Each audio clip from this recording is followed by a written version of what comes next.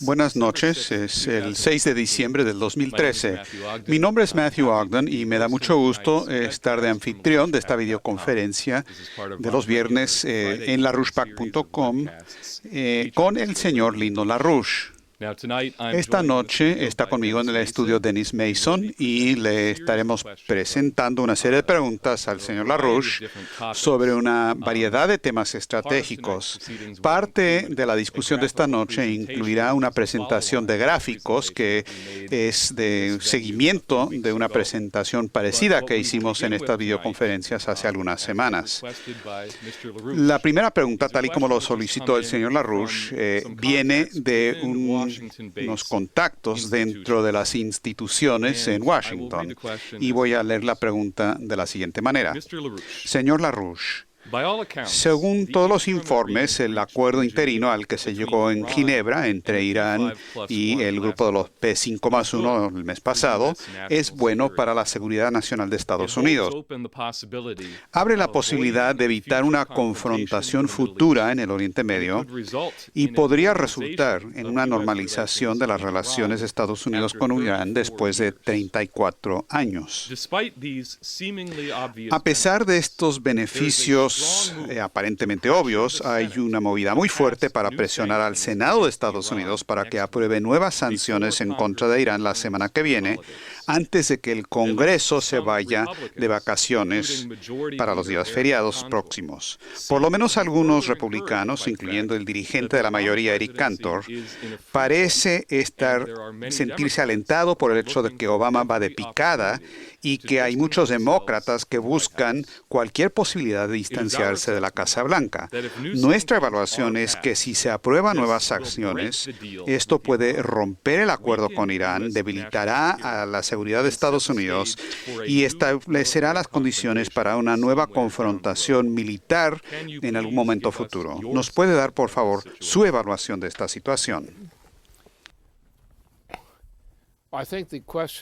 Creo que la pregunta es demasiado simple porque hay factores incluidos aquí que cambian el carácter de la respuesta a la pregunta.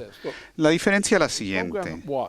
El programa era, bajo la reina de Inglaterra y personas parecidas, se había tomado la determinación de destruir la población del planeta, reducir los seres humanos, la población de los seres humanos de 7.000 millones de personas rápidamente a 1.000 millones de personas.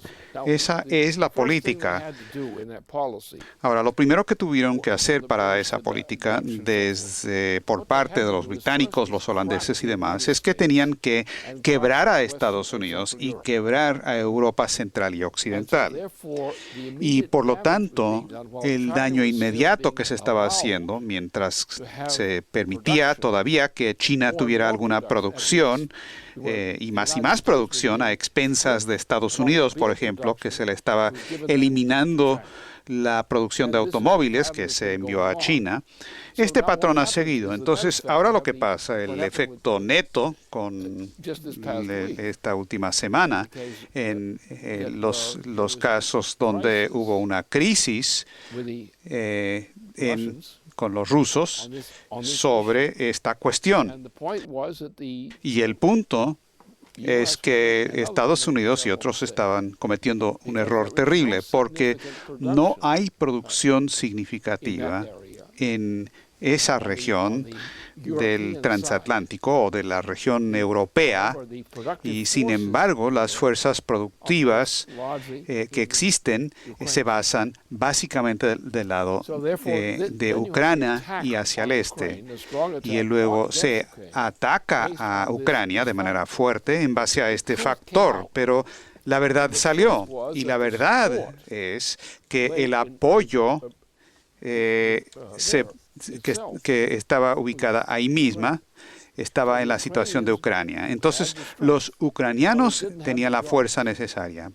Sin embargo, no tienen el nivel de empleos. La otra gente en Europa Oriental tenía empleos, pero eran empleos de corbata, de cuello blanco. Y esto es algo que ocurre en Europa, en Inglaterra, Europa continental, no son trabajos productivos, son trabajos de laborar sin producir nada. Entonces, el poder de decisión para el futuro, ¿dónde se ubica? Yace ahora en el caso de Ucrania, y Ucrania ganó. ¿Por qué ganó? Porque tenía un acuerdo con Rusia, pero no nada más Rusia. Porque hay un movimiento que abarca toda Asia y más allá ahora, centrado ese movimiento en las capacidades productivas que existen en China, India y una serie de estos países en la región de Asia o de Eurasia. Y eso cruza el Pacífico. Entonces, en términos de mercados, el Pacífico es un lugar muy conveniente para Estados Unidos, no obstante los problemas que tenemos en la costa oeste de Estados Unidos, pero forma parte de nuestro mercado. Por lo tanto, existe la posibilidad para reactivar la economía en el sector asiático de la economía, mientras que la región transatlántica y de Estados Unidos está en un estado de desplome. Por lo tanto, el intento de intimidar a Rusia y otros países, y China e India, para que se sumen a este otro esfuerzo antiproductivo, es un error táctico y estratégico de quienes lo están impulsando. Porque estos son los que tienen la fuerza laboral, tienen los trabajos. Quizás no sea la más productiva y la mejor que pueda existir, aunque hay partes muy buenas. O sea, ya van hacia la Luna y con la idea de construir, armar algo ahí que es muy importante para la Tierra misma, porque la Tierra utilizará eso, la actividad en la Luna, y utilizar las posibilidades de ahí para ir al espacio a una escala mayor. Y eso quiere decir que los tipos de desarrollos que van a ocurrir van a ser de desarrollo de alta tecnología, tecnología avanzada. Puede ser una parte pobre del mundo en términos formales, pero mientras ahora Estados Unidos y Europa Occidental y la región del transatlántico se están desplomando, nosotros no tenemos producción. Tenemos toda una generación de estadounidenses que nunca tuvieron un empleo de ningún tipo. Así que la ventaja ahora yace, la ventaja estratégica, yace a largo plazo y esa perspectiva de largo plazo en el Transpacífico. El problema en Europa y en la región del transatlántico es que se ha capitulado a la dominación de la operación anglo-holandesa. Entonces, la situación es mucho más compleja de lo que la mayoría de esta gente asume. Ellos están en problemas. ¿Por qué? Porque todo el impulso por parte de la reina de Inglaterra en particular era la de reducir la población humana de 7.000 millones de seres humanos a más o menos 1.000, y eso rápidamente. Eso está ocurriendo. Se aceleró bajo la familia de Bush, las presidencias de Bush y luego la familia de Obama. Porque Bush y Obama en sus periodos presidenciales han destruido en realidad la capacidad de Estados Unidos de tener una organización que funcione. Entonces, es cierto, lo que se alega es cierto, pero no es la verdad. Es un informe, sí, uno puede hacer una declaración correcta, cierta, pero no es realmente verdad, porque la pregunta siempre, y esto es algo que yo enfatizaría constantemente, a no ser que usted sabe dónde está el futuro y a qué va el futuro, usted no sabe lo que está haciendo. Ese es el principio. La gente verdaderamente ignorante, no creen que se puede pronosticar el futuro. Bueno, yo lo he hecho de manera repetida, públicamente y exitosamente. Mis declaraciones públicas se han verificado y han sido certeras. Yo he estado pronosticando de manera exitosa. Eso no quiere decir que he pronosticado todo lo que se pueda pronosticar, pero hay áreas que conozco muy bien donde mi capacidad de pronóstico ha sido exacto. Y cuando la gente cae en la trampa de decir, bueno, nadie puede conocer el futuro, bueno, solamente los idiotas no pueden conocer el futuro, para decirlo de manera dura. Y he ahí el problema, porque estos tipos, como los tipos de Wall Street, no tienen concepto del futuro. ¿Por qué no tienen concepto del futuro? Porque nunca hacen nada bueno. Eso es la razón por qué siempre roban. roban, hacen trampa, cosas por el estilo. Eso es lo que son. Nosotros no necesitamos la existencia de Wall Street. Podríamos cerrar Wall Street mañana bajo una presidencia limpia o de limpieza y no sufriríamos nada, sino que ganaríamos de deshacernos de todos esos tipos de Wall Street e enviarnos a algún lugar. Quieren ir a la Luna, a Marte, donde quiera. Pero ese es el punto. Entonces, estamos en ese tipo de situación en que nosotros, por un lado, y se ve el pánico por parte de estos gángsteres de Wall Street, están aterrados de la amenaza que nosotros representamos para ellos, porque ellos saben que la gente de Estados Unidos, el pueblo de Estados Unidos, se está dando cuenta poco a poco que estos tipos de Wall Street no son buenos para nada. Y he ahí la complicación. Tenemos el futuro, el conocimiento de la dirección en la que va el futuro, y con eso es lo que estamos bregando. Yo sé eso.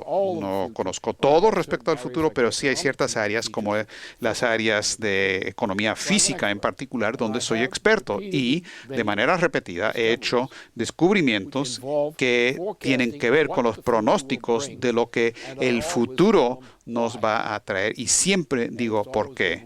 Y siempre he tenido razón. Y he hecho pocos pronósticos de ese tipo porque no quería cometer un error y decir algo que quién sabe, pero cada vez que hice un pronóstico he tenido razón. Y yo soy típico, un buen ejemplo de las personas que somos capaces de pronosticar el futuro. Y todos los tipos de Wall Street, el problema que ellos tienen conmigo es que ellos insisten en que el futuro no se puede conocer con conocimiento previo, porque ellos asumen que sus trucos de robos y apuestas y pillaje es la pauta. Y yo digo, no, que hay principios físicos que subyacen este proceso, principios humanos físicos que determinan si va a funcionar o no. Y por lo tanto, nosotros tenemos la ventaja de la confianza porque conocemos la verdad. No toda la verdad, pero lo suficiente como para saber que estos tipos están en error. Ellos, por contrario, niegan de manera violenta la verdad, porque no quieren creer que existe una verdad por descubrir que va a actuar en el proceso social y que ayudará a conformar lo que va a ser el resultado de esto. Entonces creo que distanciarnos de interpretar los pronósticos típicos de cuál es el punto de parado. ¿Dónde está parado usted en cuanto a los hechos del día? Con los hechos que conoce de hoy, de la experiencia. Y ahora, dígame el futuro en base a esa experiencia de hoy. Cualquier persona que se compra ese paquete tiene que ser un idiota. Porque a no ser que uno puede pronosticar y conocer el futuro, uno no lo puede conocer.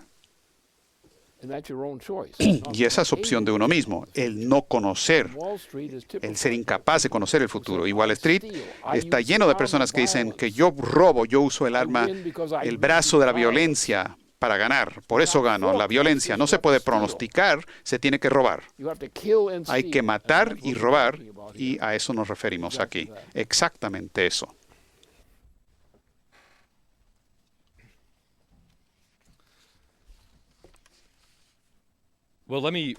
Bueno, quiero hacer una referencia al hecho de que Ucrania le dio la espalda al sistema moribundo del transatlántico y, por lo contrario, hacer un viraje hacia Rusia, China y formar parte de Eurasia.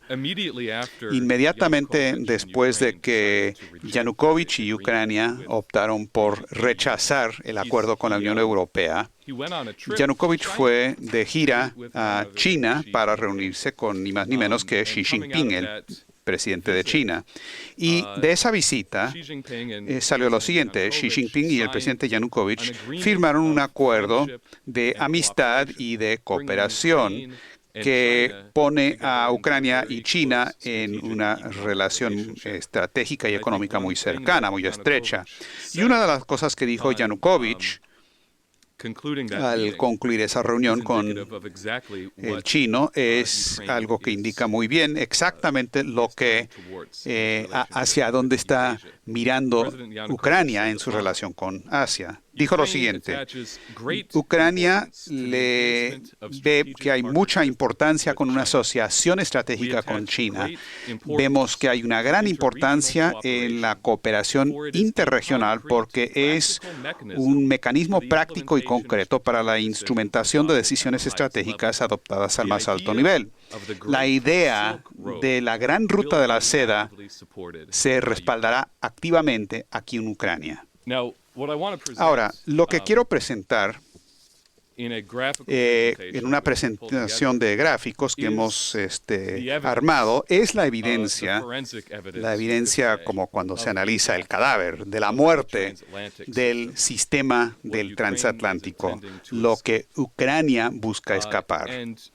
Y algunas de estas gráficas se incluyeron en una presentación que hicimos este fin de semana pasado por parte de Helga Seppler-Rusch, la presidenta del partido Buso en Alemania, donde ella estaba hablando ante el Congreso Anual del Partido Buso, que fue todo un acontecimiento, porque ahí lanzaron una campaña de candidatos al Parlamento Europeo y que también hubo varios saludos que llegaron de gente por toda Europa y de Estados Unidos.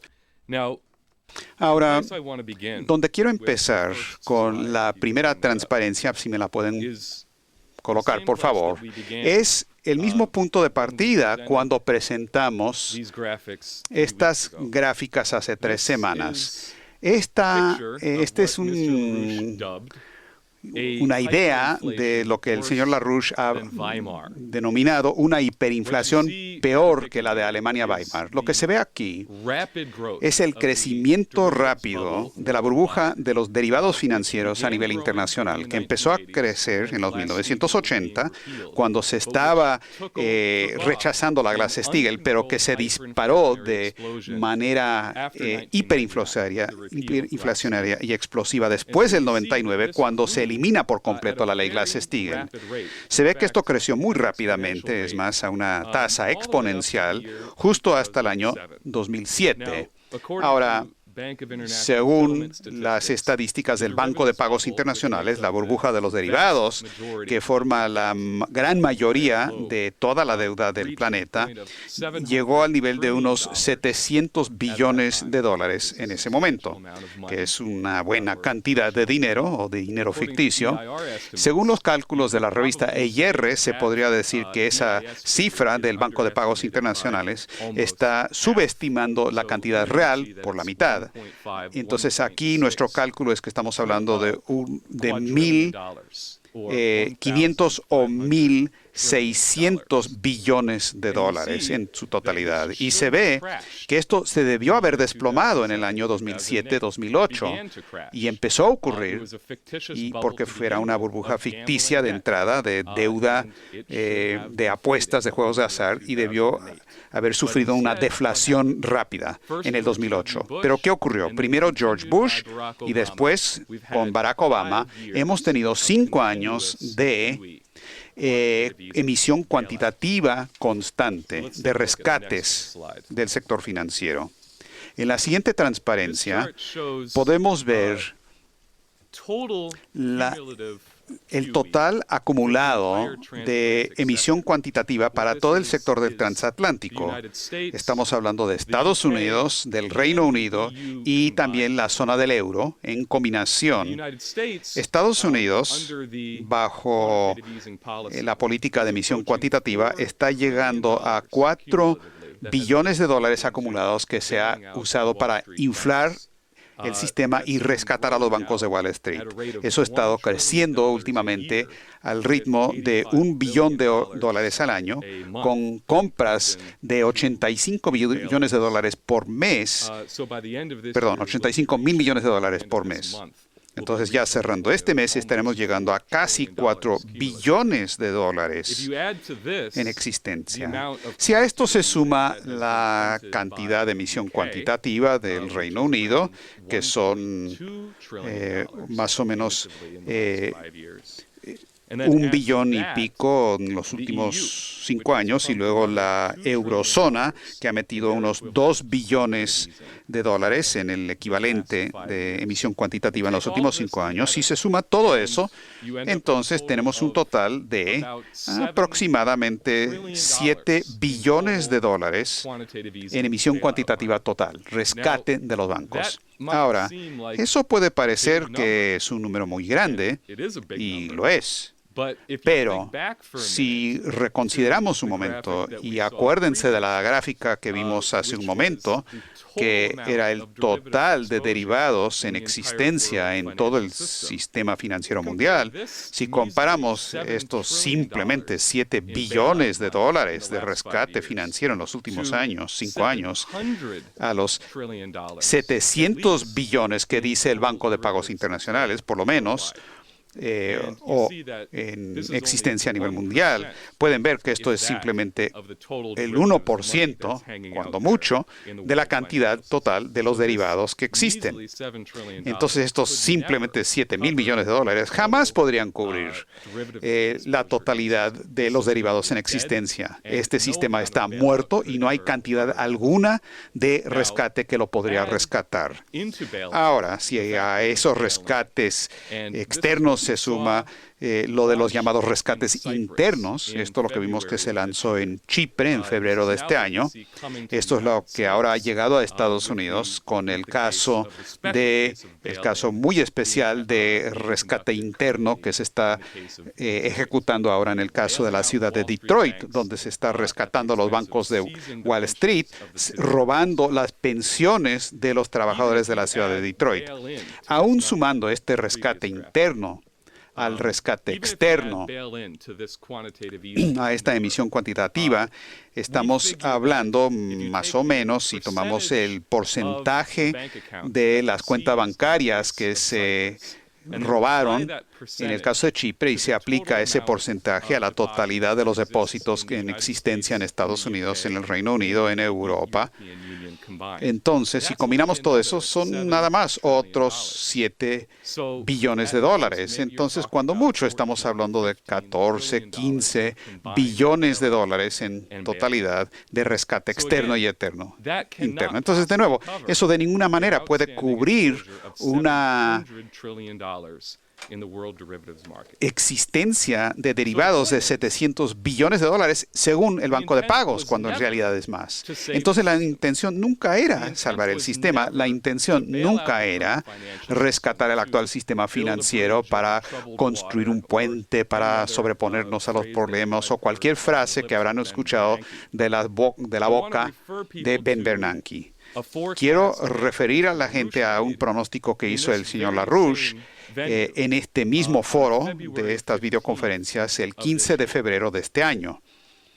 En ese momento, el señor LaRouche dijo lo siguiente: lo que tenemos es una situación donde el grado de hiperinflación que actualmente existe, especialmente en el sistema del transatlántico, es tan grande que la totalidad del sistema está ahora hiperinflada al punto de que ya no puede seguir existiendo en base a las cuentas actuales. O sea, esta es una situación de fin de mundo para este sistema, porque la hiperinflación que se ha construido en el sistema del transatlántico es tan enorme que no existe posibilidad en el mundo para seguir manteniendo esta burbuja. Este es un sistema en desintegración.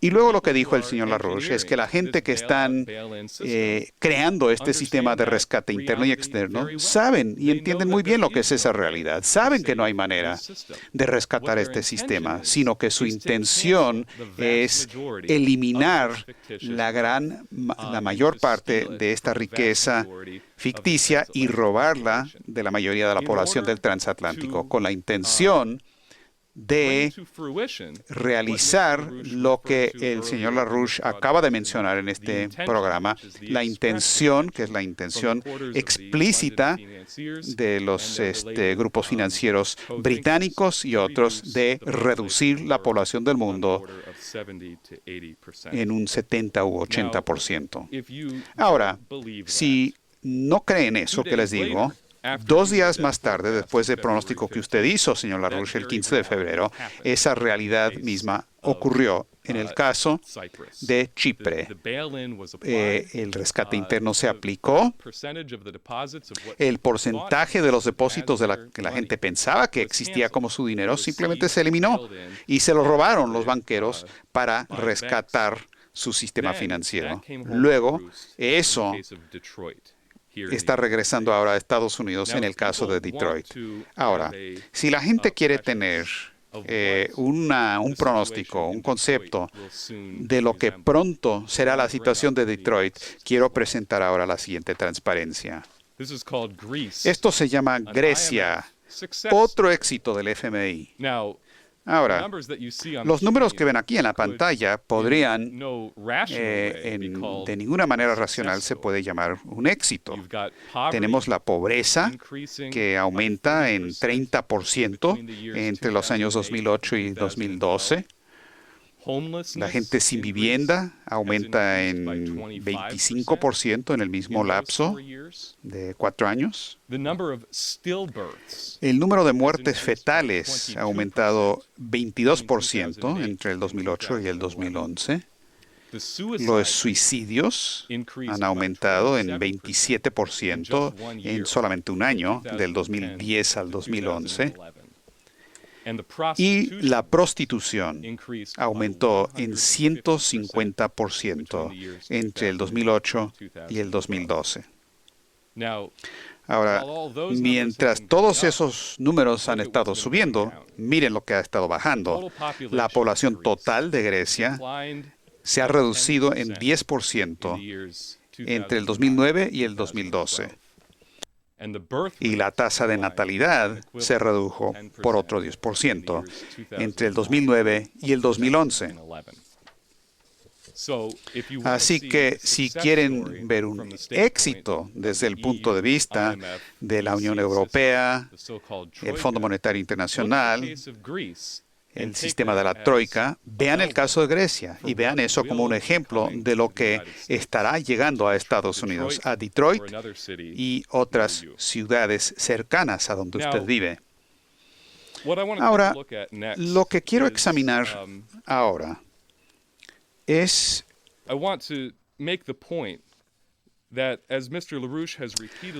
quiero señalar que, como el señor LaRouche ha dicho en repetidas ocasiones, no se puede considerar que esta evidencia no se le puede considerar desde una óptica monetaria, no se puede considerar en términos monetarios. Se tiene que ver primero y antes que nada desde el punto de vista de la intención que se ha expresado por quienes dicen que la población mundial se debe reducir de 7 mil millones a menos de 1, y se tiene que ver en términos de los parámetros físico-económicos. Ahora, quiero que vean la siguiente transparencia, por favor. Esta es una gráfica esquemática, no son números absolutos, pero es un esquema que demuestra un principio de economía física que el señor LaRouche estableció hace más de 3 décadas. Pueden ver que el título es la densidad relativa potencial de población. Ahora, lo que el señor LaRouche denomina con la densidad relativa potencial de población es la capacidad de una sociedad para mantener cierto nivel de población, ya sea el nivel real actual o no, pero eso se mide en términos de la productividad per cápita y por kilómetro cuadrado de la tierra que se utiliza, de la superficie útil. Lo que es irónico en esta situación es que el hecho de que el imperio en realidad entiende este principio de cierta manera burda y negativa, mientras que han escuchado la intención establecida de que quieren reducir la población, el imperio entiende que no es tan eficiente simplemente salir y matar a la gente uno por uno, en términos de la población existente, aunque también lo hacen. Pero si uno puede operar sobre el principio que respalda o sostiene esa población, o es decir, sobre la densidad relativa potencial de población, ese es el mejor método para reducir la población, es al degradar los medios que tiene la sociedad para respaldar la sociedad, la población actual de la sociedad, reduciendo la productividad per cápita y por kilómetro cuadrado de la economía. Entonces, lo que ven en la pantalla es un esquema, una demostración de lo que pasa cuando se reduce esa densidad relativa potencial de población, que luego se desploma y luego después, en cuanto a tiempo cronológico, se ve que la población real sigue ese mismo camino de desplome en la medida en que los medios para mantener esa población se degradan de manera intencional. Lo que se ve aquí es una demostración de que en el 2008, con el desplome del sistema financiero del transatlántico y de manera no coincidente con la elección de Barack Obama a la presidencia, esa densidad relativa potencial de población sí empezó a desplomarse. Ahora, pudo haber sido solamente unos años más tarde cuando eso se ve reflejado en el mundo real o la población actual. Pero como van a ver en la siguiente serie de gráficas, estamos ahora viendo la evidencia de ese desplome total, la muerte del sistema financiero del transatlántico. Veamos la siguiente transparencia. Lo que vemos aquí es que las tasas de crecimiento demográfico neto de las naciones de Europa en el año 2012, lo que se demuestra aquí en verde son los países donde la población aumentó en ese año. Pero en amarillo se ve ese grupo de países donde la población se redujo, donde el crecimiento demográfico neto fue negativo. 14 países tuvieron crecimiento demográfico neto negativo en el año 2012. Esto se calcula tomando la relación entre las tasas de mortalidad y natalidad y luego añadiendo a eso emigración e inmigración. Entonces, el número de personas que no se reemplaza, que mueren y que no se reemplazan con nuevos nacimientos, y luego las personas que se van del país y que no se les sustituye con gente nueva que entra al país. Lo que no se muestra en esta gráfica es el cambio a través del tiempo, pero si se ven los datos del 2008, solamente 9 países en Europa tenían crecimiento negativo, mientras que el año 2012, que ya tenemos 14. Ahora, veamos la siguiente transparencia. Esta gráfica indica las tasas de migración neta en el 2012. Si se toma la relación entre el número de personas que emigran y los que inmigran, que entran por nación en Europa, y lo que se ve aquí es que, de nuevo, en el año 2012, habían 14 países en que la emigración era superior a la inmigración, donde más gente se huían a los países en vez de entrar a los países. Estos países están indicados en amarillo y en cierta medida son parecidos, pero no son idénticos a los que tenían una tasa de población, crecimiento de población negativo. Pero si tomamos la siguiente gráfica, vemos que en cuanto a 3 países en Europa, se ve lo de la gráfica anterior, que era un mapa nada más del 2012. Aquí se ve en términos del cambio entre el 2003 y el 2013. Y si se ve estos 3 países, estamos hablando de España, de Portugal y de Irlanda. Cada uno de estos países entraron en una fase de declive dramático. En el caso de España, eso empieza en el 2007 Con Irlanda eso empieza 2 años antes, en el 2005, y en el caso de Portugal eso empieza en el 2009. Pero en cada uno de estos 3 países, y los 3 han sido víctimas de los procesos combinados de austeridad y rescate de la Troika Europea, en cada caso, ellos entraron a un declive dramático y esta trayectoria no ha cambiado. Esto va cuesta abajo hasta la fecha de hoy, porque la gente se va de estos países buscando de manera desesperada buscando algún tipo de empleo. Ahora, veamos la siguiente transparencia. Esta gráfica muestra la población total en números absolutos para 2 de los países víctimas de la política de la Troika en Europa, Grecia y Portugal. Lo que se ve es que para ambos casos, en ambos países, llegaron a la población máxima en el 2010, pero desde esa fecha la población se ha estado reduciendo. Grecia, en 11,3 millones de habitantes, para el 2013 había caído a 11,1%, mientras que Portugal tenía 10,6 millones en el 2010 y se había reducido en un punto para el 2013. Y esto en términos absolutos. Y refleja, de hecho, lo que vimos en esa gráfica esquemática, la gráfica 4. El crack pudo haber ocurrido con la densidad de relativa potencial de población, pudo haber ocurrido en el 2008, se agravó en ese momento, pero luego el declive de números absolutos empieza a ocurrir unos años más tarde y continúa hasta la fecha.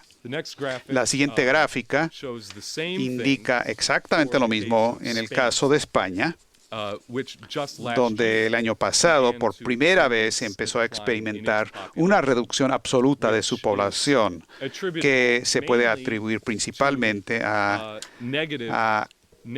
emigración neta, o más gente que emigra del país que los que inmigran, pero también con una combinación de un aumento, una proporción creciente de muertes comparado con los nacimientos.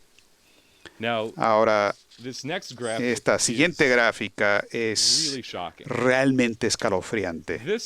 Esto indica lo que está pasando en Italia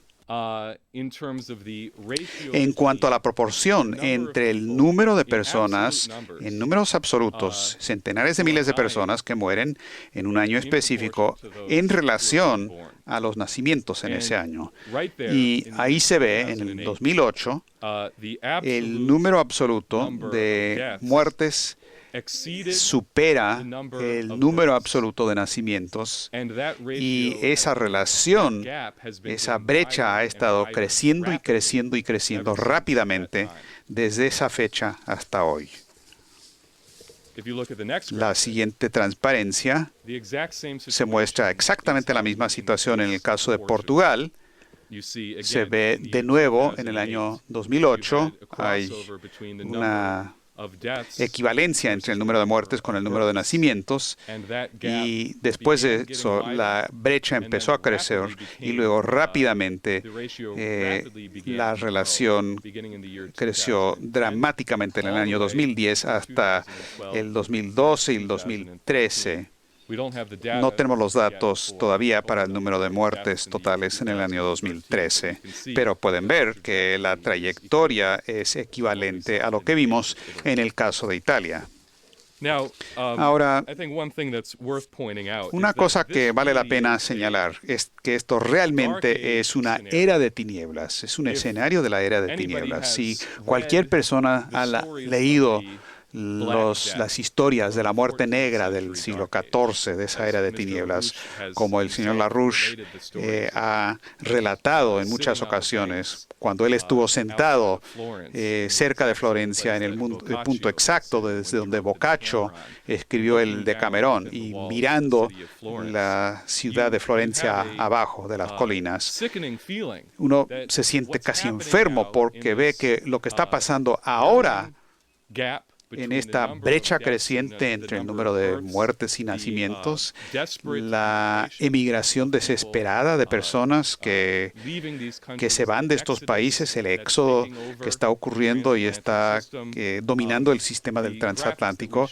Las gráficas que mostramos la semana pasada, hace 3 semanas, no las voy a mostrar de nuevo, pero el porcentaje de personas jóvenes que ahora están desempleadas, que no tienen trabajo y que nunca han entrado a la fuerza laboral y no tienen las destrezas para hacerlo, se ve que estamos ante una desmoralización cultural de la totalidad del sistema del transatlántico. La siguiente gráfica nos indica que hay gente joven que simplemente están tirando la toalla respecto al futuro. Se ve una comparación entre los años 2003 y el 2012 en términos de las tasas de matrimonios medido en términos de cada 1,000 personas, los que se casan para tener familia. Se ve que en la zona del euro en general ha habido una caída neta y luego, especialmente para estos 3 países, Portugal, España e Italia, que han sido algunos de las víctimas más terribles de la política de la Troika, ha habido una reducción dramática por 1,000 personas, que es lo que se mide aquí, y también una reducción equivalente de los otros países, como el caso que se ve aquí de Francia.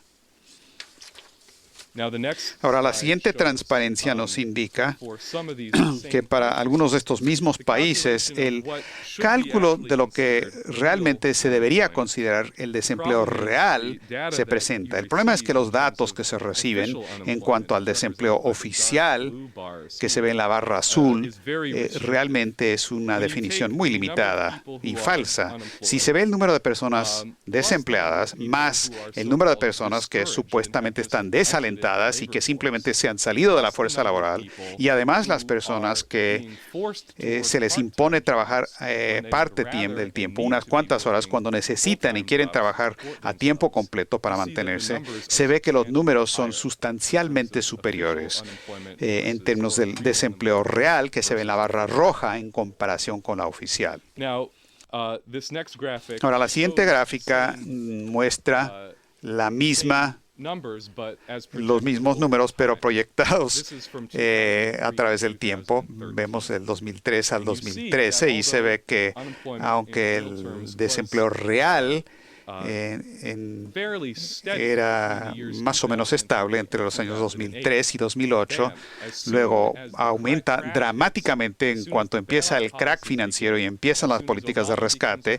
Tan pronto como entra Obama como presidente de Estados Unidos, en cada uno de estos 3 países y luego la eurozona en general, aumenta significativamente y rápidamente el porcentaje de desempleo real como porcentaje de la fuerza laboral. Y ese porcentaje sigue aumentando hasta la fecha. La siguiente gráfica. Yo quería incluir esta gráfica porque quizás algunos de ustedes se acuerdan de lo que vimos hace 3 semanas y vimos lo que el tipo de empleo que existe para los que todavía tienen empleos, hablando de tipo de actividad. En el caso de Estados Unidos fue lo que vimos hace 3 semanas. Se acordarán cómo era esa gráfica. En el periodo de Franklin Roosevelt teníamos más gente que participaba en el empleo productivo que en la actividad de servicios, pero tan pronto como Truman se volvió presidente, ese porcentaje, esa proporción se invierte. Esto es muy interesante porque esta gráfica representa el caso de Alemania. Y como la gente seguramente sabe, Alemania históricamente ha sido el país más industrializado, el más productivo de toda Europa. Alta tecnología, empleos en sectores de tecnología de punta y de manufacturas, un exportador neto de estos bienes manufacturados. Pero lo que se ve aquí es que en realidad la tendencia ha sido un espejo exacto de lo que pasó en Estados Unidos a largo plazo. Mientras que después de la Segunda Guerra Mundial, bajo el Plan Marshall de la posguerra, había más gente como porcentaje de la fuerza laboral que participaba en la industria que en los servicios, pero esa proporción cambia. Y se ve después del asesinato de los hermanos Kennedy y con la crisis de 1970-71, hay un cruce de esas dos curvas. Y desde ese momento ha habido una brecha creciente donde más gente participa en servicios que el número de personas o el porcentaje que participan en el sector industrial.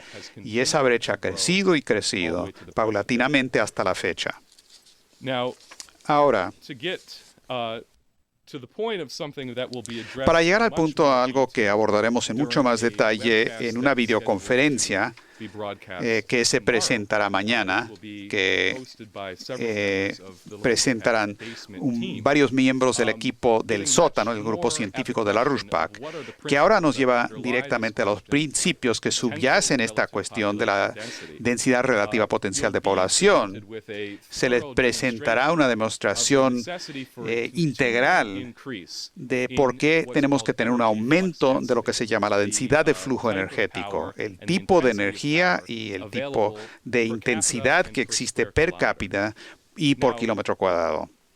Ahora, de manera negativa, cuando uno reduce la densidad de flujo energético y se desploma, eso se refleja directamente como un desplome en la densidad relativa potencial de población y la población actual y real. Esta gráfica nos indica lo que ha pasado con el desplome del porcentaje total de la energía o la electricidad total generada que se genera de la energía nuclear. Aquí tenemos tres curvas. La primera es de la zona del euro en su totalidad, la roja. La línea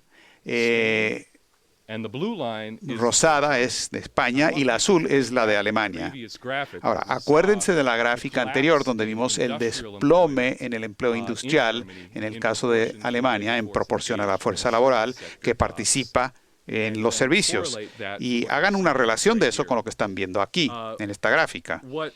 Lo que ocurrió en el caso de Alemania fue en el año 2000, y se ve aquí, se ve en la línea azul, Alemania llegó a su punto máximo en cuanto al porcentaje de electricidad total generada que se genera en base a la energía nuclear, las nucleoeléctricas. Pero en ese año, en el 2001, o 2000, Alemania, bajo una alianza entre los partidos SPD y el Partido Verde, en una coalición de gobierno, tomaron una decisión que se ha llegado a conocer como la de la salida de lo nuclear, la eliminación de la energía nuclear en la economía alemana. Y lo que empezó a ocurrir, como se ve aquí, es una caída paulatina en el porcentaje de electricidad generada por nucleoeléctricas, y en el año 2011 Alemania de manera permanente clausuró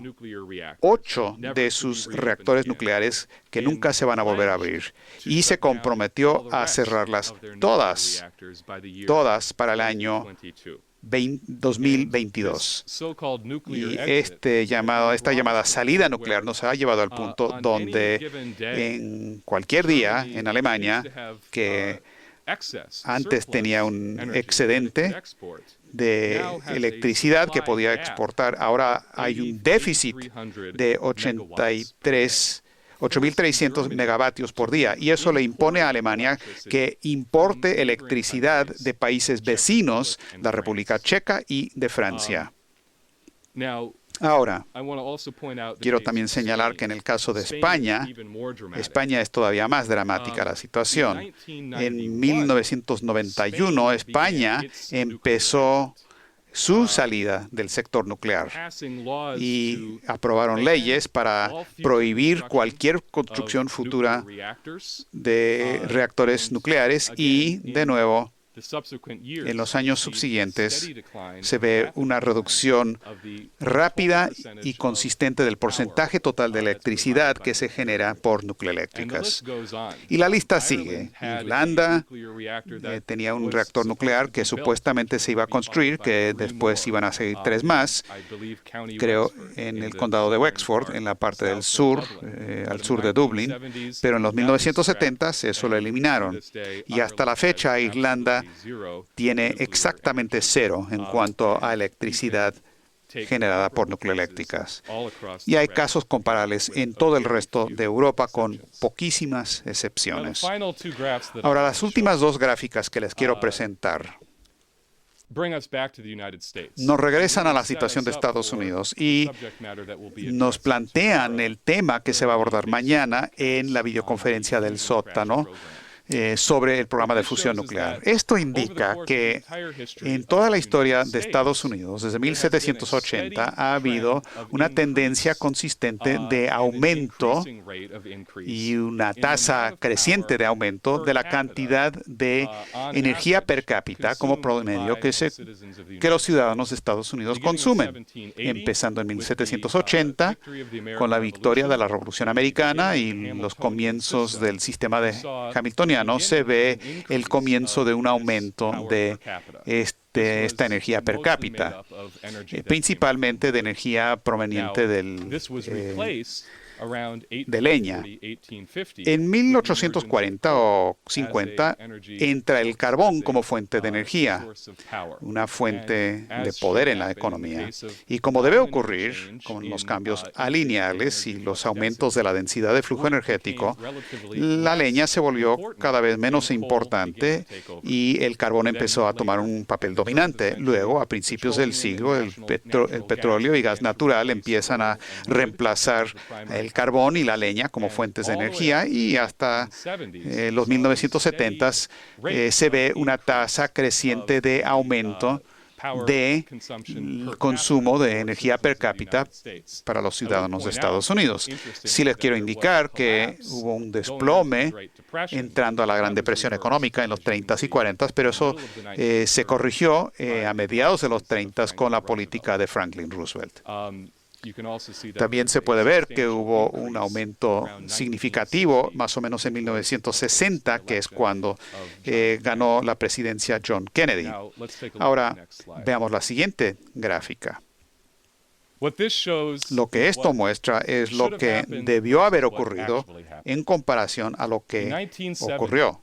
En 1970 apareció la energía nuclear, y esto debió haber tomado el papel que antes cumplía el petróleo y gas natural, o el papel del carbón, reemplazando la fuente energética previa y aumentando de nuevo de manera cualitativa, además de cuantitativa, la cantidad de energía per cápita en términos absolutos disponible para el ciudadano promedio de Estados Unidos. Pero por el asesinato de los hermanos Kennedy y porque surge la política radical ambientalista malthusiana y la política intencional de genocidio y de despoblación, la energía nuclear nunca se disparó, no se fortaleció. Y ahora, desde el año 2000, hay una reducción en la cantidad total de energía per cápita disponible para la población de Estados Unidos. Y si vemos entonces la parte gris superior de esta curva, ese triángulo gris que se ve en la curva por encima de la parte morada, que es la parte nuclear, pueden ver que esta es la brecha entre donde estamos ahora y donde deberíamos estar si Estados Unidos hubiera seguido la tendencia que había mostrado en su aumento y un aumento en crecimiento cada vez más rápido en la energía per cápita. Y voy a usar eso como preludio para la videoconferencia del sótano que vamos a presentar la mañana, pero quiero pedirle al señor LaRouche que aborde la cuestión de la opción que tenía Ucrania. ¿Qué significa esto de la muerte del transatlántico en comparación con lo que se puede documentar respecto a la densidad de flujo energético creciente del sistema del Transpacífico?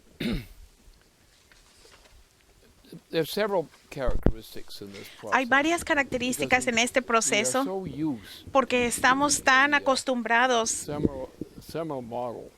de un modelo térmico que no entendemos cómo eso funciona.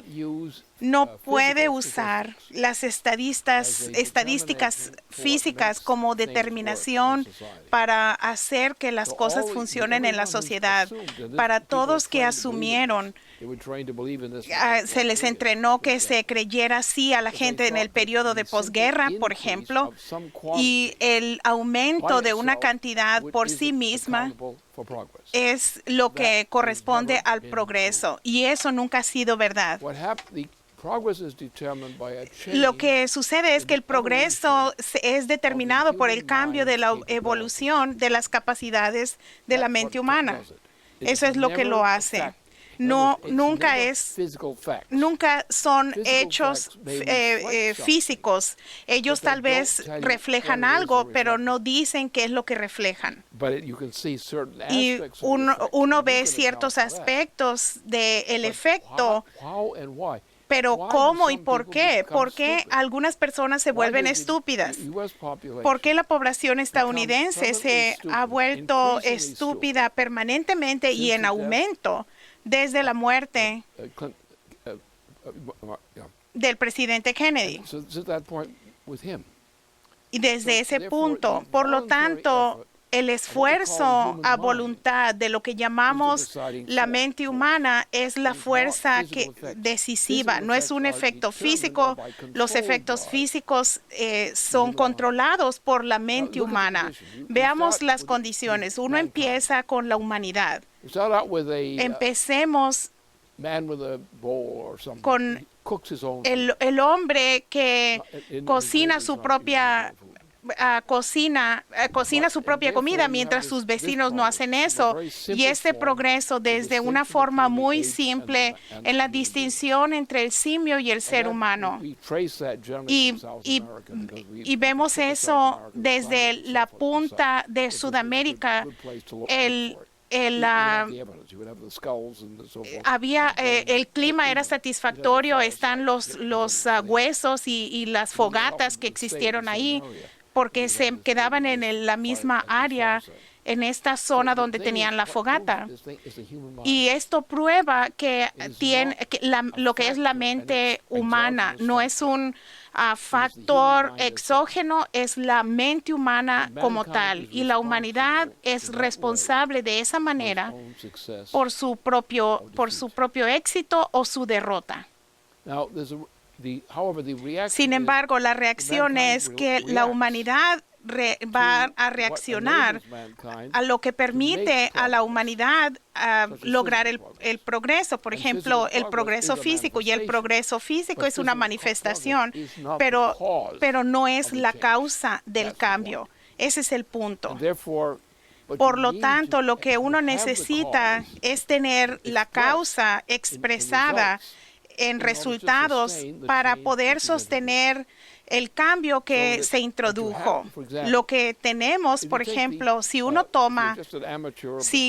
es un principiante semi-informado, uno dice, veamos a la densidad del flujo energético. Si vamos al libro de química, y si uno busca el desarrollo de diferentes tipos de sustancias químicas, vemos cuáles son las condiciones límites de ambos, del ingreso para sostener y el progreso. El progreso es el efecto, es el efecto físico, es el efecto. Por ejemplo, desde principios de 1970 ya habíamos tenido acceso a la fusión termonuclear. Y esta es la energía que deberíamos usar ahora. Tenemos una organización a la que yo pertenecía durante los 70s. Tuvimos toda una organización que trabajaba en esto, que en esencia era esencialmente la fusión termonuclear. Y sobre eso trabajamos. Yo participé intensamente en las políticas de la fusión termonuclear, y eso nos llevó al desarrollo de lo que se llamó la Iniciativa de Defensa Estratégica. La intención era el realizar las capacidades que la humanidad tenía. Si hubiésemos continuado con esa política, yo fui la persona que fui responsable principal por hacer que varias naciones combinaran sus capacidades en desarrollar este sistema. Y lo que sucedió es que en 1983 no solamente se detuvo por los derechistas, por los locos, si uno lo quiere llamar así, y se ha venido en decline desde entonces. En declive. Y de hecho, del asesinato de Kennedy fue un declive de la economía. Incluso el éxito del programa que se había iniciado, el programa espacial, a pesar de que iba avanzando de todas maneras, la tasa de progreso iba en declive. Desde los 70 en adelante, yo hice mi carrera, esencialmente mi carrera desde 1971. En el verano de 1971 pronostiqué esto y empecé, de hecho, desde 1968, y durante este periodo yo presenté lo que iba a suceder, etcétera. Todo economista en Estados Unidos y en otras partes decían que no iba a suceder. Y sucedió. Esto fue entre 1968 y el verano de 1971 cuando sucedió. Y esto tuvo un impacto. De repente, mucha gente que tenían dudas sobre mi papel en estas cosas y que tenían... Esto cambió cuando yo dije en 1971, eso es lo que está mal con ustedes. Y en la Universidad Queens College de Nueva York tuvimos una conferencia con un individuo muy famoso de Inglaterra que iba a hacer un debate. Íbamos a estar en un debate en este Queens College. Y esto yo lo destruí y todos admitieron que yo lo aplasté y dijeron que nunca iban a permitirme hacer nada y que yo tuviera influencia. Me dijeron, tú ganaste este debate, nos hiciste quedar como tontos y no te vamos a perdonar. Y lo que sucedió es de que el proceso de termonuclear, yo estaba promoviendo esto naturalmente, eso es a lo que me dedicaba. Y teníamos todo un grupo de científicos con la Fundación de Energía de Fusión, y tuvimos varios programas y había gente importante en Alemania y en Francia en el sector nuclear, gente veteranos, y juntamos junto con algunos italianos, presentamos un plan para un sistema de defensa.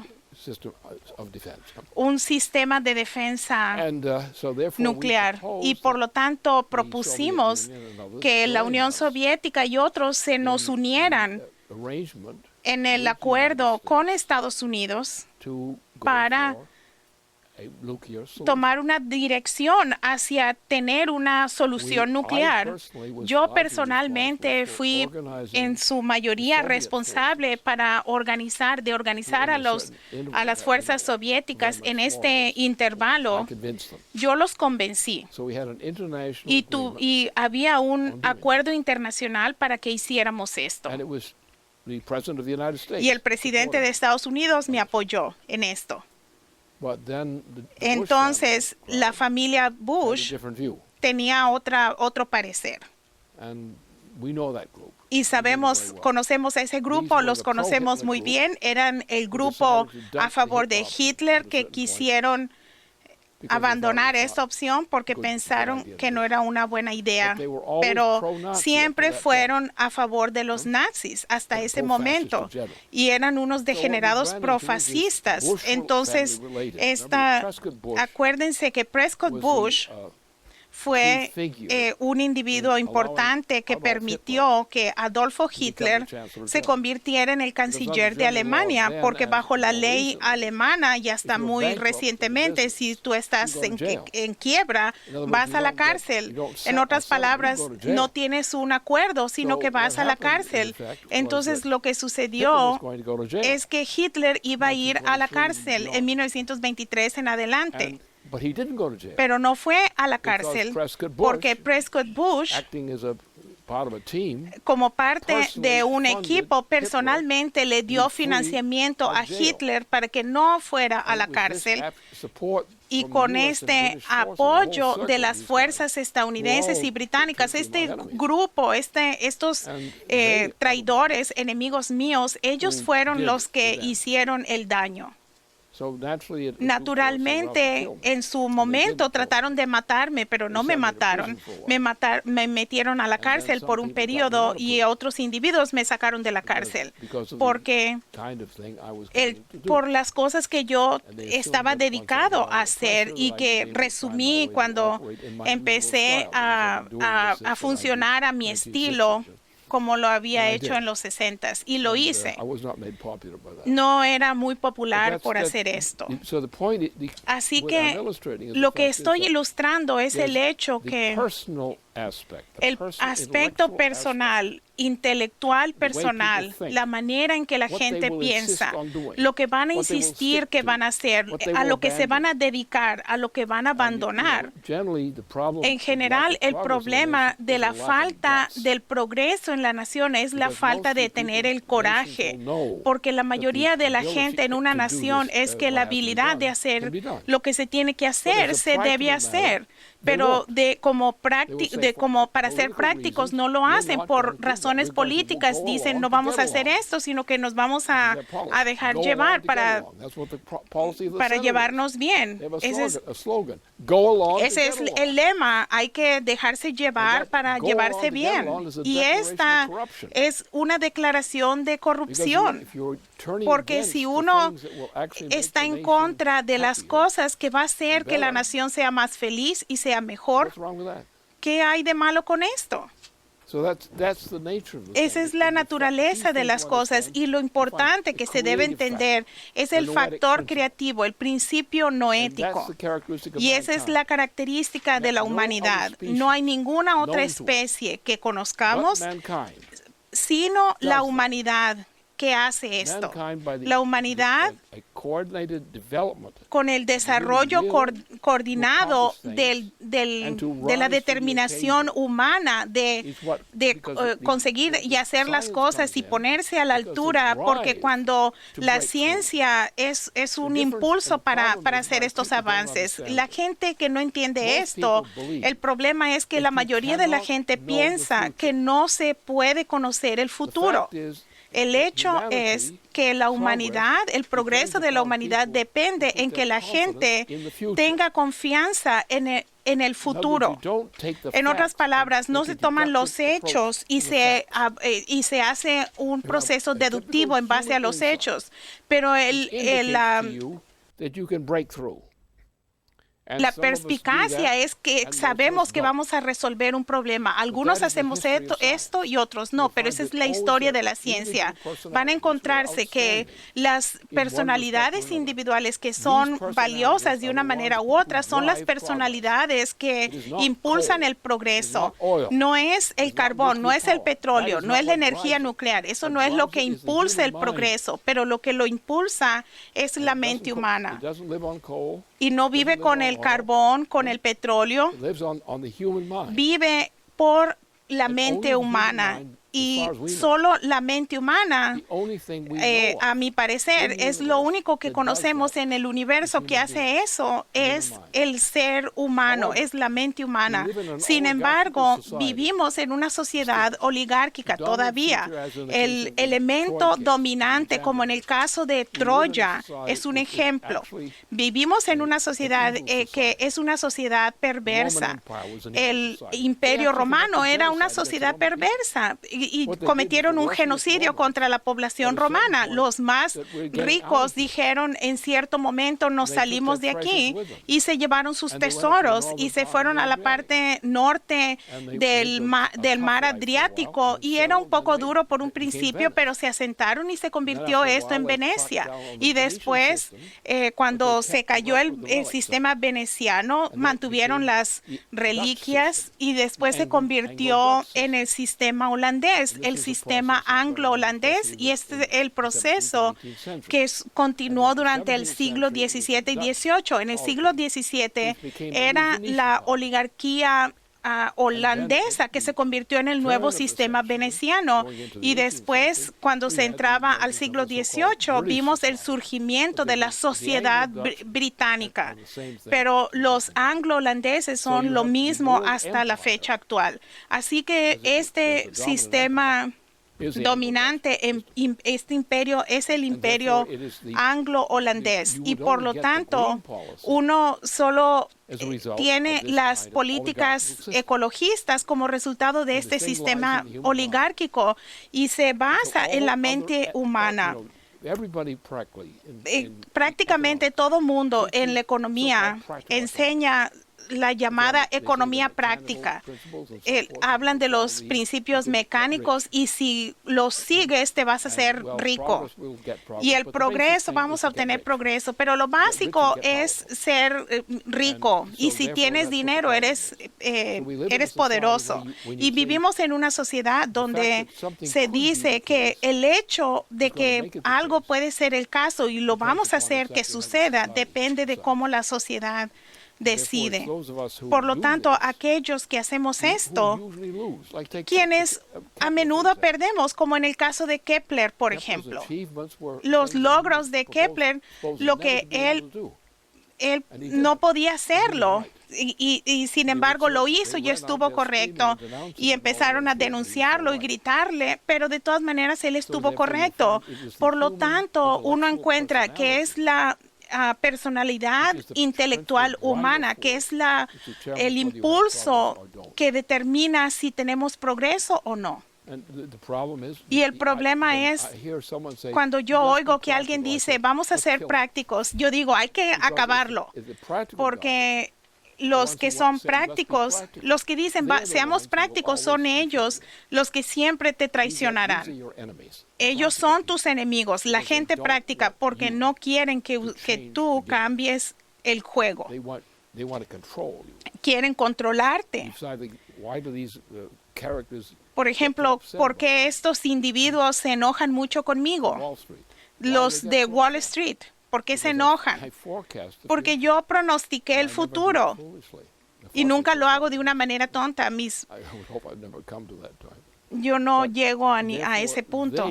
Por lo tanto, ellos desean tener un control total sobre la economía, que es lo que están haciendo ahora. Son ladrones, son asesinos y quieren poder.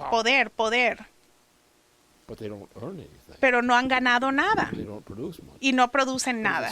Pero al mismo tiempo tienen acceso a los descubrimientos que hicieron científicos y otros, los grandes poetas, que es lo mismo lo que lograron.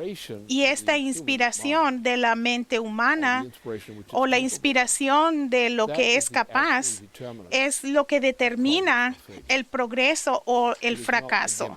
No es un truco, no es algo estadístico. Las estadísticas muestran el efecto de lo que ha sido predeterminado, lo que son tus políticas. Ellos interpretan las cosas como el efecto, es como si fuera la causa. Si eres rico, debes estar correcto. Y es la manera en que van las cosas. Hay una forma simple de decirlo, pero lo que dije es verdad, porque de otra manera tendría a darte lo que no hago más, como una serie de informes que tomarían un par de años o más para lograr que la gente escriba unos libros y que algunas personas entiendan lo que es el progreso, pero lo principal es el miedo, es que la gente cree que hay una forma matemática de predeterminar el progreso. La matemática solo es útil para decirle lo que ha sucedido, no lo que va a suceder.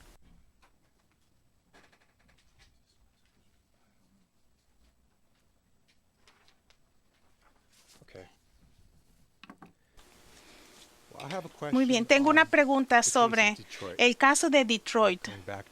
Regresemos a Estados Unidos, en particular, el derrumbe de Estados Unidos. Esta semana el juez federal Stephen Rhodes falló que el administrador de emergencia de Detroit, Kevin Orr, podría usar el capítulo 9 de quiebra para eliminar las pensiones, diciendo que las pensiones eran un derecho contractual y que no tenían derecho a un aumento de protección en una bancarrota municipal, a pesar de que la Constitución del Estado de Michigan explícitamente dice lo contrario. En la sección 24 dice los beneficios financieros acumulados de cada sistema de pensión y de retiro en el Estado y sus subdivisiones políticas deben ser una obligación contractual que no debe ser disminuida o dañada. Además, el juez admitió que Kevin Orr no había negociado con los acreedores en buena fe, que es un requerimiento para la quiebra, pero además aprobó la bancarrota diciendo que era impráctico porque la crisis se volvía peor. Y en la decisión, el juez Stephen escribió que era importante dar voz a lo que eran el argumento de los oponentes de que Detroit no hizo esta presentación en buena fe, y la Corte dijo en su sección iba a apoyar esta narrativa, y entonces compuso los argumentos de por qué Detroit bajo Kevin Orr falló por la bancarrota en mala fe. Y después el juez él dice, según esta narrativa compuesta que nos llevó al declarar la quiebra de la ciudad de Detroit, la bancarrota es consecuencia del plan estratégico. El plan era el fallar los derechos de pensión a través de la quiebra de la ciudad. Su génesis se inició con el artículo de Jones Day escribió. Esto es importante porque después Jones Day se convirtió en el abogado de la ciudad, pero también el bufete de abogados de él fue contratado. El artículo se llamó las municipalidades pueden usar la bancarrota para resolver sus problemas de pensión, y detalló la guía legal para usar la bancarrota para poner en peligro las pensiones municipales. Y el juez Stephen Rhodes fue cuidadoso en escribir una compilación pero no su opinión. Y él dice que la Corte dice que entiende a lo que llevó a la declaración de la bancarrota. Sin embargo, esto no apoya con suficientes particulares de que la Corte presentó esa declaración en bancarrota en mala fe. Y esto es un precedente muy peligroso. Esto se menciona en la prensa como la forma en que otras ciudades pueden resolver sus obligaciones de pensión. Así que la pregunta es, ¿qué acción debemos tomar dado que están cometiendo este asesinato y están propagando este crimen abiertamente en donde todo mundo lo puede ver? De nuevo, volvemos a lo mismo de lo que acabo de hablar. La cuestión toma la forma de un asunto moral. Y si se ignora el asunto moral, como se hizo en Detroit con esto, encontraremos que vas a destruir a la propia sociedad. Pero esa es la intención. Se sucedió. Veamos el caso de Troya. Es el caso de Troya, que es genocidio para eliminar el problema. Lo que hicieron es que en una noche entraron con el caballo de madera y salieron dentro de este caballo de madera y abrieron las puertas y masacraron a los miembros de la ciudad. Y después algunas personas se rindieron y de los griegos en ese momento dijeron, hay que asesinarlos, a los que se rindieron, excepto por algunos niños y ancianos. Y eso es lo que hicieron. El Imperio Romano hizo algo muy similar y otros sistemas imperiales han actuado de la manera similar. Bizancio hizo algo. otros sistemas. ¿Qué es el punto principal aquí? La mentira se basa en el supuesto en el que la mayoría de los idiotas creen, y yo uso la palabra idiota porque no piensan que el futuro tiene un impacto en el presente. Ese es el punto. Ese es el punto moral. Ese es el punto práctico. Porque el poder de la mente humana de tomar decisiones y que permitirán que la humanidad avance dependen en que cómo tratamos a aquellos que vienen después de nosotros, que están adelante. Y si matamos a aquellos porque no nos gusta tenerlos, porque son una carga, nos vamos a destruir. Y eso es el registro del sistema oligárquico. Ha sucedido en muchas ocasiones. El sistema oligárquico ha practicado el genocidio en contra de su propia gente.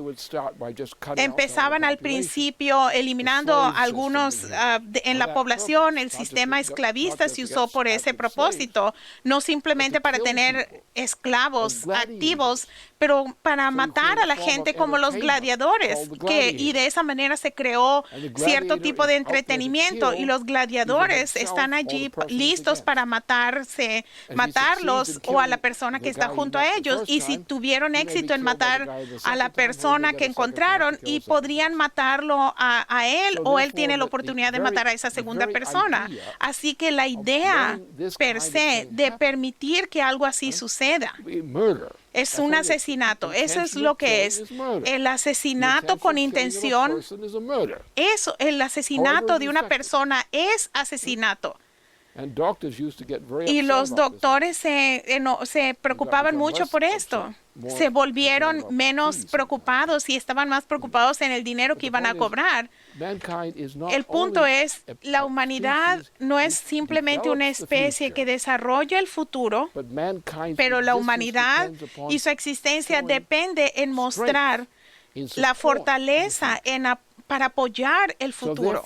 Por lo que, como en la comunidad, en la familia, en toda la sociedad civilizada como Estados Unidos, la sobrevivencia de la persona más anciana, del anciano, es la santidad de la vida, es la habilidad de la persona de vivir. Eso esto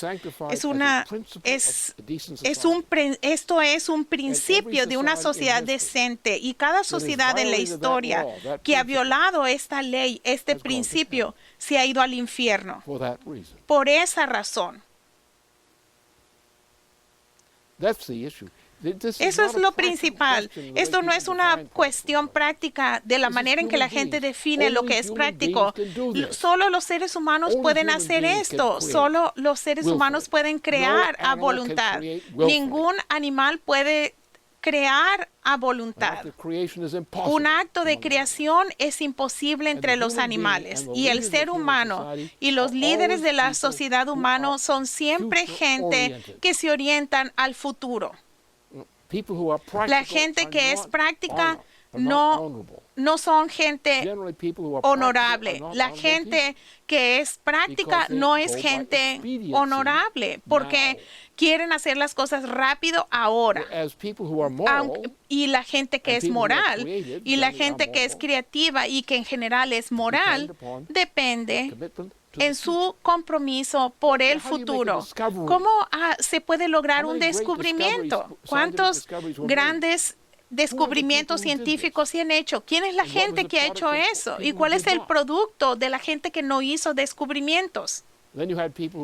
Y después tenemos gente que está intermediarios. Hay gente que son genios, pero la gente intermediaria están felices de apoyar el proceso de hacer los descubrimientos. Están pensando en el futuro. Las conversaciones en sus casas hablaban del futuro. Los ingenieros, por ejemplo, hablaban en sus casas sobre el futuro. ¿Qué vamos a hacer? ¿Cómo va a funcionar? No sé si eso va a funcionar. Ese es el tipo de discusión que había.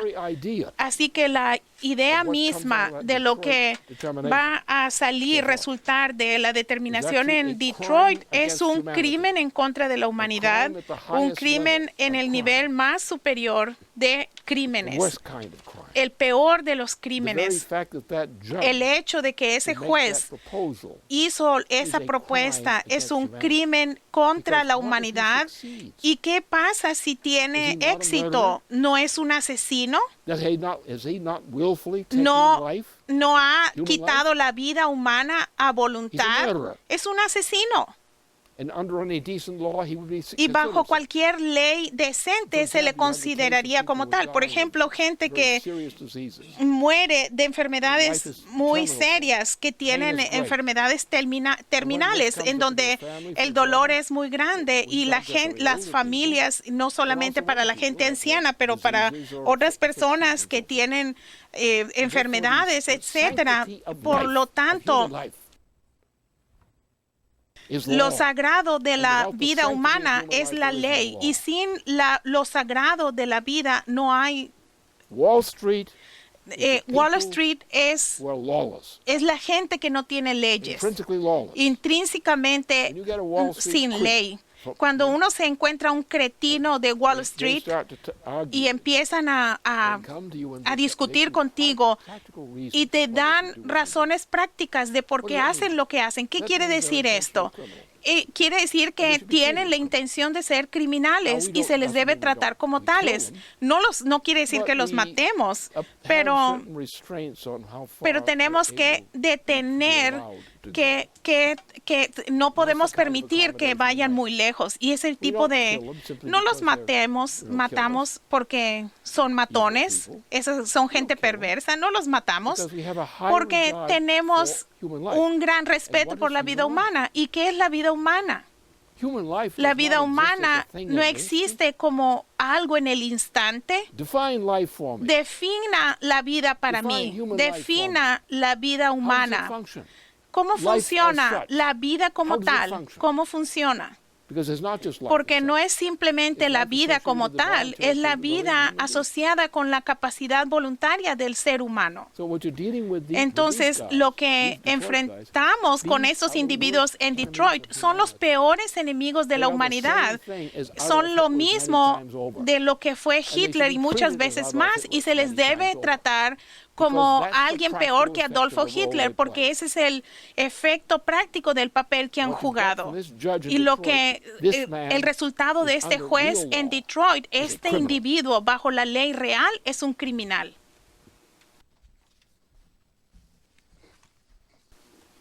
This week there was Esta semana hay una resolución presentada por el diputado Walter Jones y el diputado Stephen Lynch de Massachusetts para desenmascarar a los criminales que están detrás del 11 de septiembre. Y este es el avance más importante para derrotar el imperio anglo-saudita que fue responsable del 11 de septiembre del 2001. Esta es la resolución de la Cámara 428 y ya está recibiendo mucha cobertura en los medios en todo el país. La cobertura en el Boston Globe y el Boston Herald, que realmente está explotando. Hay un cable de Associated Press por el hecho de que Stephen Lynch ha decidido asociarse a Walter Jones en esto. Este reportaje dice, Lynch dice, 12 años después de estos ataques horrendos del 11 de septiembre, todavía hay dudas y preguntas, y estas páginas clasificadas tienen información fundamentales para poder esclarecer los hechos en torno a este horror. Las familias y el pueblo americano merecen respuestas, y respuestas claras y completas, y no ha ocurrido todavía. Me da mucho gusto trabajar con mi colega, el diputado Jones, para que salgan a la luz del día estas páginas. Quiero alentar a mis colegas a que revisen esta parte clasificada de la investigación y que trabajen conmigo y con el diputado Jones para que se desclasifique. Ahora, lo que es muy importante es que mucha de la cobertura, toda la cobertura de esta resolución presenta directamente el papel de Arabia Saudita y lo que el gobierno de Bush encubrió y lo que el gobierno de Obama sigue encubriendo. Y lo que ha hecho el diputado Jones con esta resolución ha hecho que estalle esta cuestión de una manera que previamente no se había visto.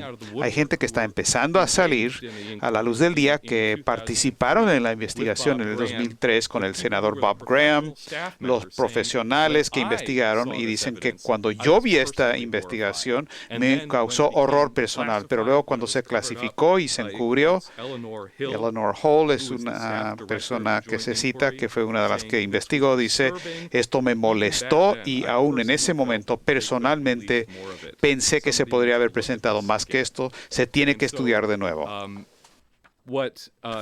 Entonces, lo que el diputado Jones ha dicho y lo que se dice en los medios respecto a esta resolución es que él personalmente leyó estas páginas y sabemos muy bien nosotros que otros diputados federales han leído las páginas y todos los que han leído las páginas han dicho, como lo ha dicho Stephen Lynch, que este es el momento para actuar, para desclasificar estas famosas 28 páginas sobre el 11 de septiembre. Ahora, porque usted ha jugado el papel singular desde que usted estuvo en el programa de Jack Stockwell en el 2001, el día del horror ese, responsabilidad de exactamente quién estuvo detrás de eso, quiero que responda de nuevo ahora, por favor.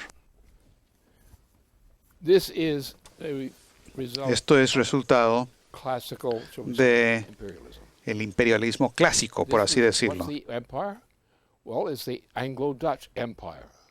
¿Qué es el imperio? Es el imperio anglo-holandés. ¿Y los sauditas qué son? Forman parte del imperio anglo-holandés. No necesariamente todos los saudíes, pero por lo menos el príncipe Bandar, que es el principal protagonista que podemos identificar. No hay que andar en rodeos sobre esto. Yo sé quién le hizo qué a quién. Yo he recibido información y he podido verificarlo. Yo sé. No tenía que conocer el futuro para saber eso. En este caso, en base al presente se podía saber. Y varios de nosotros lo sabíamos.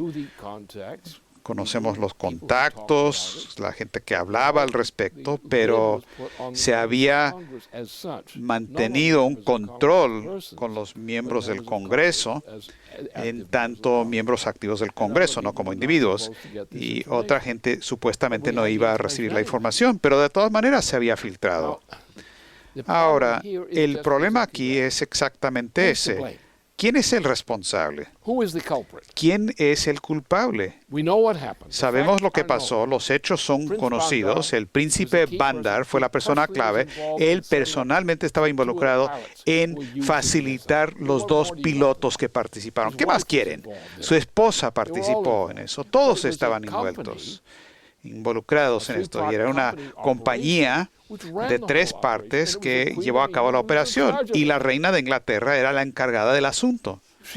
Ella y su firma, su empresa, una firma británico-saudí, hicieron este negocio del tráfico de armas y pretendieron hacerlo. Eso no quiere decir que todo el mundo en la península o la comunidad de Arabia Saudita forma parte de la operación. Creo que hay algunos que objetaron, pero también hay que ver el caso del presidente, el presidente Bush.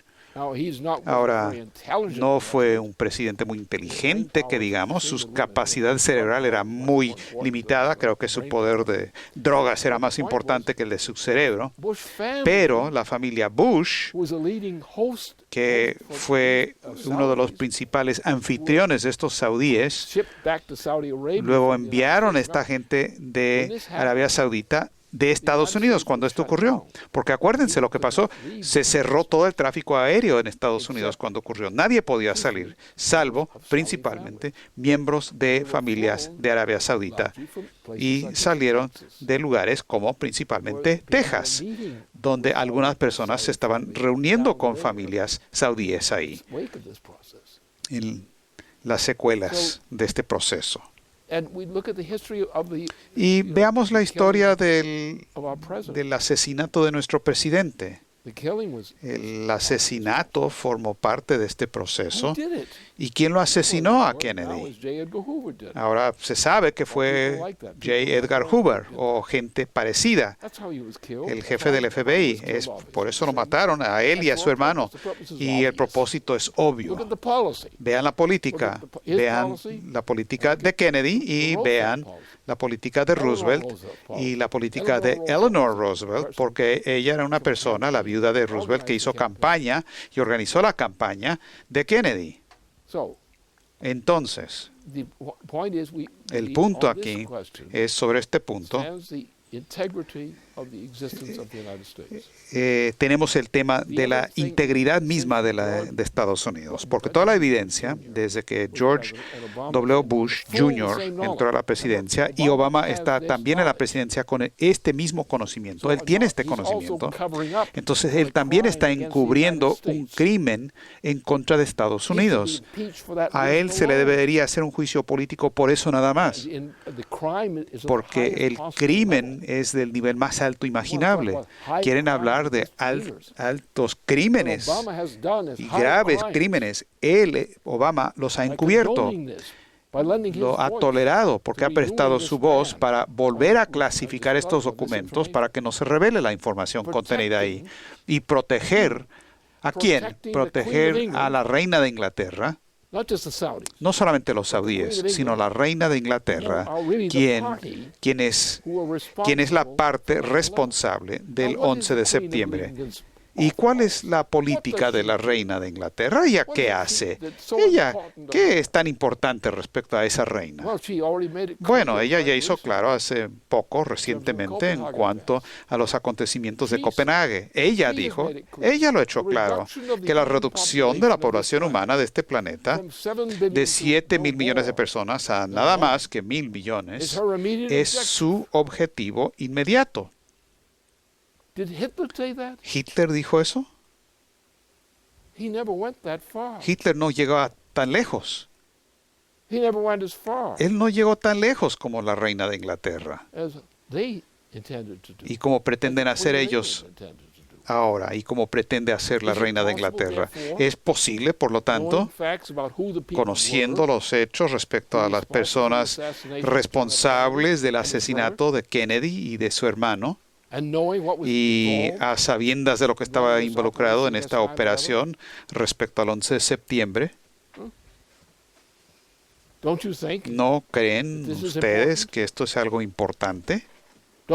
¿No creen que la lista completa de los responsables, incluida la reina de Inglaterra, se debería presentar y acusar a la gente por grandes crímenes de lesa humanidad? Y que nosotros en Estados Unidos no tendremos honor alguno a no ser que purguemos este sistema de este crimen. Purguemos a Estados Unidos de ser cómplices o de los cómplices que son funcionarios de alto nivel, que por su complicidad pudieron lanzar esta atrocidad en contra de Estados Unidos.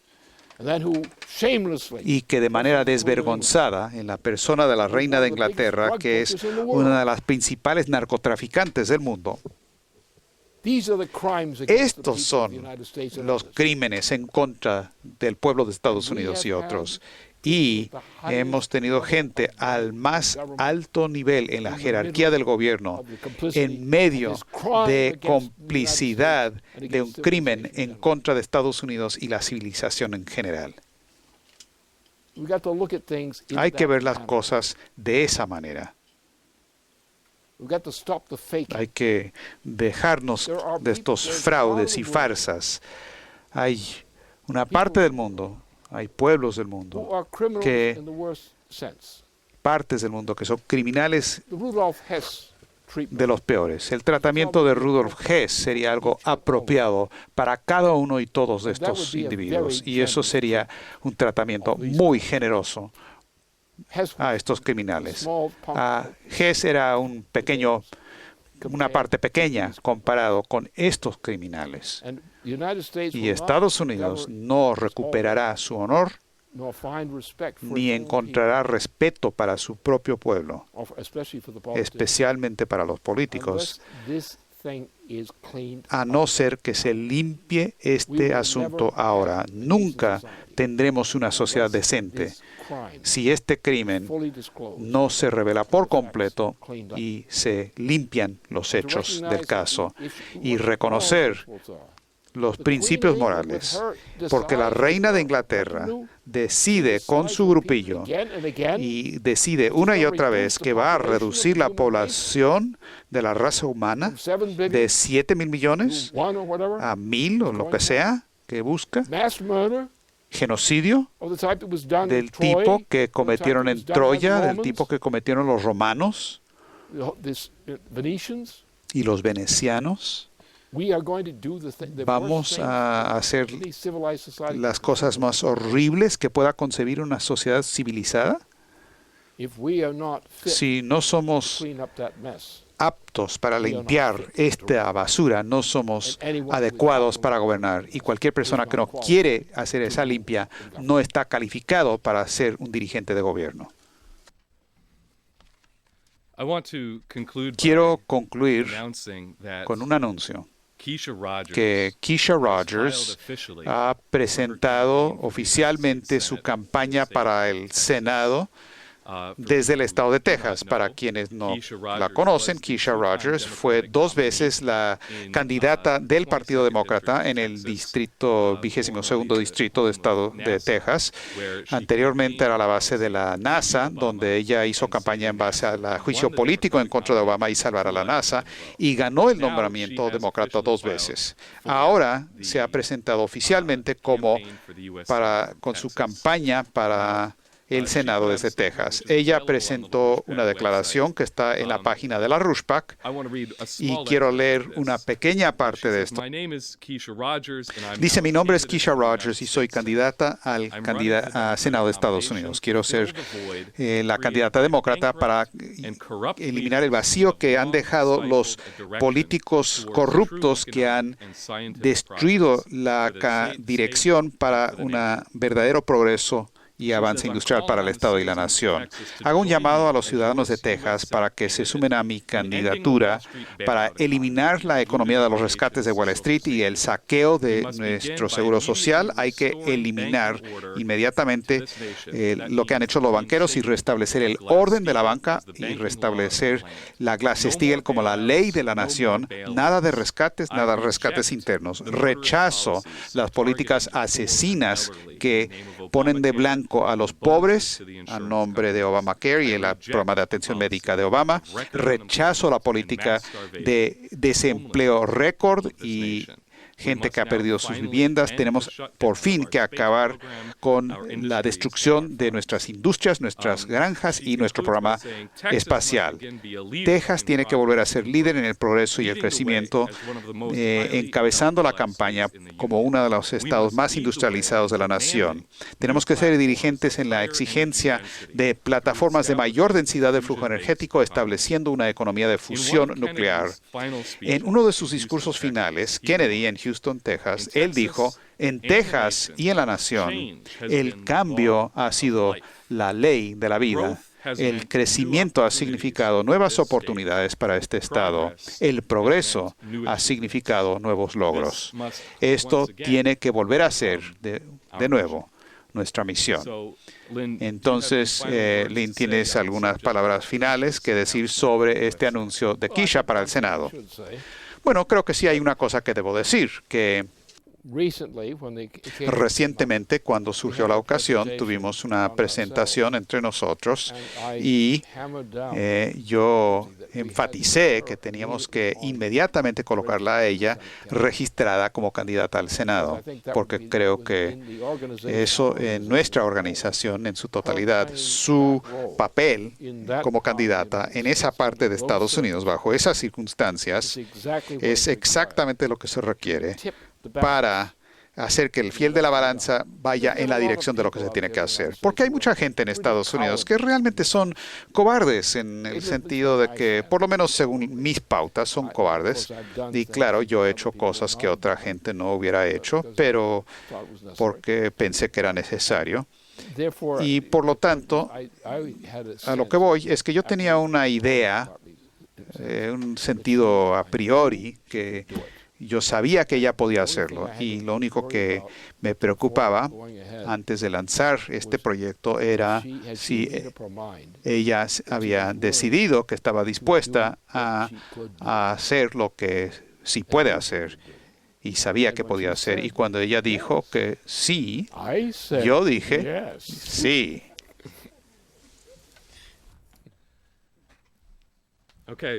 Muy bien.